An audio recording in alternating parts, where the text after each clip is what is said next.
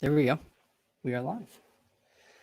All right. Hey, guys. Welcome to Men Living for Greatness. And today I'm going to have a really wonderful conversation with John Van Uden, a friend. And Josh was sharing a story with me about his journey to finding a spiritual director.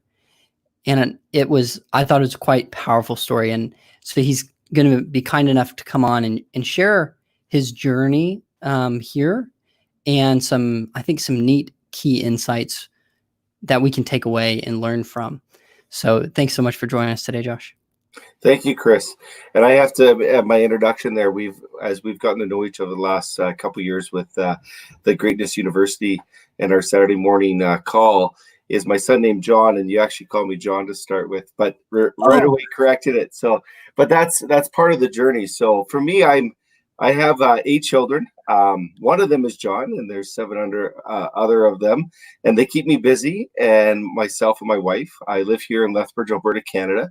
For those that don't know where that is, it is north of Montana and south of Calgary, Alberta, which is a little more famous for the Calgary Stampede, which won't be happening this year, but that's where we live. And I'm a Catholic educator here, and I teach in a junior high school, and I've have a great faith community here of lots of support and encouragement for the guys, but I've also grown in my faith, and especially with the Men Living for Greatness group.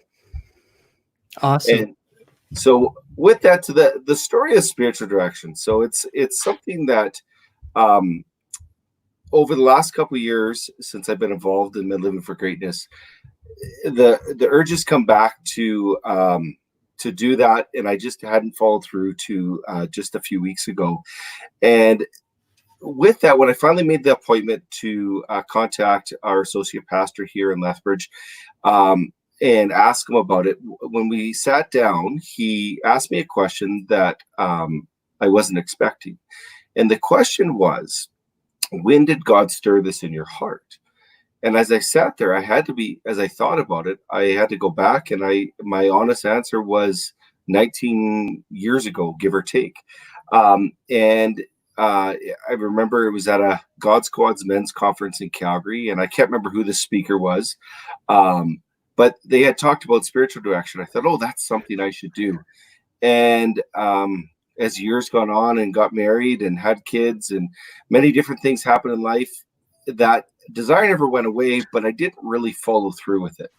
Over the years, I had a couple encounters where I did talk to a few priests about it, and the one time I was pushed in direction of of someone that wasn't a priest to be spiritual director. I just didn't feel comfortable with it, and I never went any further, and life went on. And the second time when I asked a different priest, he didn't feel that it was called for him, but he encouraged me to follow up with some other people, and I just never did. And so that built up into this, and you kind of forget about it. And I was even talking after with my wife that how 19 years went by, and how many conversations we had about it. And she couldn't actually, when I brought it to her, she was blown away a little bit that it was that long from when I was talking about it to actually doing something. And so then when I told him the answer, I think he was a little blown away that's taking me that long to do something about it this way. But I just felt that God was calling me now was a time to act. Through the last 2 years of being part of our calls on Saturday morning and the spiritual guidance that we've gotten from yourself, Chris, and from all the guys in the group, and the kind of encourage each other along in our spiritual journeys, is the fruits I've seen from that in my own life have been amazing. I felt like I'm finally now starting to get out of that adolescence stage, if you want to say that, or even younger than adolescent stage of faith, and trying to go into that higher stage. And I just feel that the spiritual director, I don't know what will happen with it, but I trust that it's God's will, and I trust that it's going to be a neat experience. If it's anything like what's happened to me in the last 2 years with the guidance from this group, I'm just really looking forward to that. And the other thing that inspired me was over the years of many of talking to people, and many of the faith leaders that I have in my life that I kind of looked up to, a spiritual director is kind of the common denominator. A Yeah. lot of them have it, and you look at that, and I think in our world today, it's so important to do that and to have that. And I feel it was about time for me to do it. So to anyone listening, honestly, don't wait 19 years. Just do it. But I never thought it would be 19 years. I thought, oh, I'll get to that 6 months later, nine months later, a year later, and before I know it, it was that long. So I'm looking forward to the journey and seeing how God will work through that. It's funny because later almost became never. You know what? And it could have been.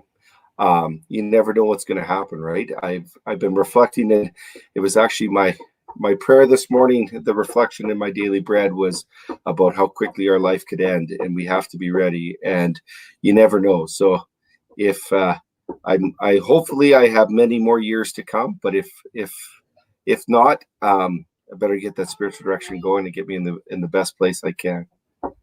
Yeah. It's well, I think what's so neat about your story is I'm sure a lot of people have heard the same thing. This would be a good idea, getting a spiritual director. Where do I start? And then they might ask that one priest that says, I don't give spiritual direction. And then they feel like, well, I tried.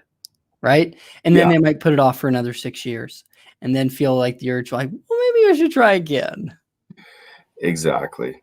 And it was funny because I always thought I would do it, and I was kind of waiting, I guess, to find the perfect um the perfect spiritual director. And I think through many conversations I've had over the years, that you'll have different connections. Mhm. Most people don't stay with the same director all the time. As one uh, close friend of ours had said, that when he had to move on from his after 6 years, it was almost felt like a divorce. But that was because they had such a close relationship. But it was through that Right. comment that actually encouraged me to start. And that's where, with at the end of the conversation with Father Albert, is that he wasn't sure too, because he might be called to move on to a point where we can no longer meet in a way that would be beneficial to both of us.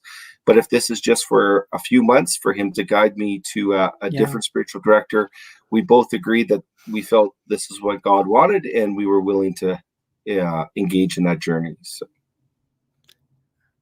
Right. I think you touched on a powerful thing, which is that that idea of, oh, well, this priest is probably going to be moved in a year. Yeah. Right. So I don't want to start a relationship that's just going to get uprooted and then I'll have to find somebody else. So that there's I don't know, it's a strange, it's like the Goldilocks complex, right? Yeah. You want to find somebody just right. And it's because it is it's a I know from my perspective, at least coming in my mindset, because I expect it to be a spiritual, intimate relationship. You're going, Mhm. unless you hold back, and then it's not authentic. Mhm. No different than any other relationships we have in our lives. Those of us that are married, I know if I'm not truthful with my wife, our relationship does not grow. It just becomes, it's not going to be good. No matter what I've done, I need to share it with her, and that's something I've learned over, um, as we're coming up on 19 years of marriage, that it's this. I feel the same thing, and maybe that was part of it where I was in those early years in our marriage, is that I was just trying to figure out marriage, and I thought I didn't want to add a complication, but I think I made it bigger than it needed to be. And maybe that's the fear, is that it has to be perfect. You have to do it right. Or for those of us that want to succeed and do well, that have to do it. I realize now, I just needed to take the plunge. I'll be honest, I was nervous making that call. I don't know what I thought he was going to say that would be negative, Yeah. but I was nervous to phone him. And he was he was actually, he was so ecstatic that I had asked him to do that. And he was actually, well, what about this? Why did you ask this guy, this guy? And there was different reasons and different things, but I just felt that's who God wanted me to ask. And we went with it, and excited next Friday, actually, as I think a week from today, as we meet again for the next time. And I look forward to that meeting. It should be fruitful, and it'll start this new journey in my life. Was it one of our guys here? He says, my spiritual director moved 3 parishes in the time I've known him. We now work together via email and video chat. So, that is possible now. Yeah. Which is, it's very true. That's it's a good point that even over the time is that I think with one of the benefits of this where we live of COVID-19 is we realize, even though I've been doing video conferencing for many years, just how much more is at our fingertips that we could reach to benefit us. Yeah. And through this interaction this way. So I think it's, who knows where the future will go. So. Yeah. And thank you, William, for that comment. And it's very true. It's God will give you the spiritual director you need at the time if you're searching. And sometimes sometimes the growth usually is coupled with a lot of uncomfortableness. And so that can be when you have to leave a spiritual director that you really liked, and then forces you to grow and have to establish a new and possibly a spiritual director that's more appropriate for that next phase. Who knows? So it's kind of having more faith than absolute certainty, right? Like, Lord, give me faith. Well, thanks so much, Josh. I think there's so much here that I just wanted men to hear your journey, your story, your humility, but also kind of what you might say is if you feel, encouraging guys to persevere, because in your case, it wasn't like, okay, yeah, I want to do this, and then it all just happened so smoothly. I wasn't nervous. Well, and I think it was, all those things. And then it was, I always made the excuse of time. Like, do I have the time? And I think that's where I felt, especially during this COVID time, is that was taken away, that excuse. And so I just made the call, and it was really easy actually to sit and have that conversation with them. So. That's awesome.